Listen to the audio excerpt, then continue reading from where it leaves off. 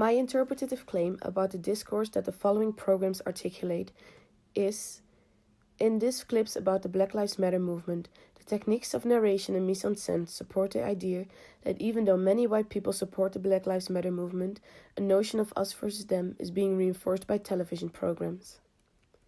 As many will remember, the Afro-American Trayvon Martin was shot to death by George Zimmerman in the town of Sanford, Florida.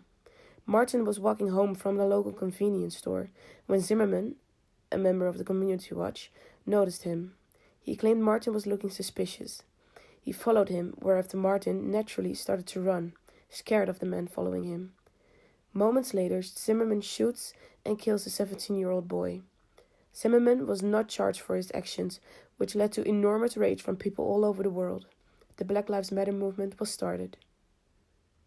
The enormity of people who reacted to the shooting was staggering. Also, the attitudes against racial bias changed significantly.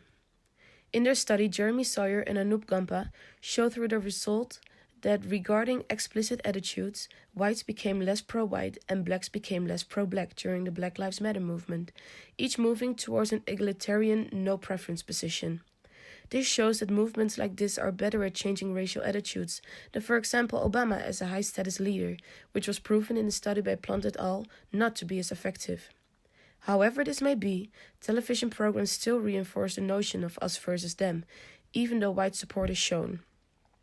In the article of Giannino and China, the program Girlfriend Intervention is discussed on how black and white people are opposed to each other in terms of different personalities. They say that what makes a group a racial group is the belief that it is fundamentally different from another group. Us versus them is very much being reinforced in these kinds of programs. I will demonstrate this through the following clips. But Wayne doesn't really care what we think about him. He's unapologetic in just about every aspect of his life. In this fragment, Lil Wayne, a famous rapper, is portrayed as a problematic black rapper. On top of this, he is supposed not to support his own people, while the only thing he says is that he is oblivious to that kind of racism, since he is not encountered with it. He just claims not wanting to play a political role in society. Portraying him like this creates a feeling of us versus them. Moreover, opposing the reporter to him and not showing them in the same frame creates this feeling as well. This fragment shows Keith Boykin talking to Bill O'Reilly in the program The O'Reilly Factor, while he tries to explain he disagrees with the radicalization of the Black Lives Matter movement.